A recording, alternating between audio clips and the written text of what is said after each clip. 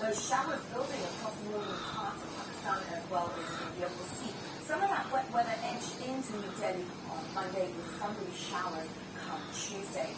As we move to East Asia, it's looking largely dry across large areas of China, a little bit cooler across central areas, but heat continuing to dominate up in the north. More in the way of wetter weather lingering around southern areas of China. Some heavy rain to come in southern parts of Japan. Those showers moving across the Korean peninsula, joining up with that front. We're going to see some very wet weather roll into Tokyo by the time we get to Sunday.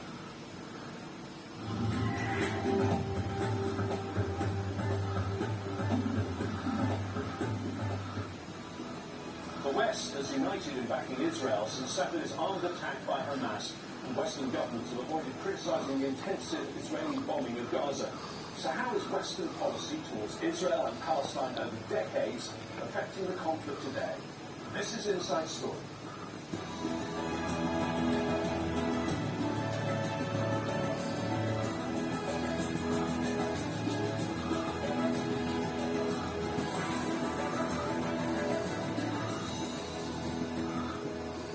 Hello there, I'm James Bays. The death toll in the Gaza war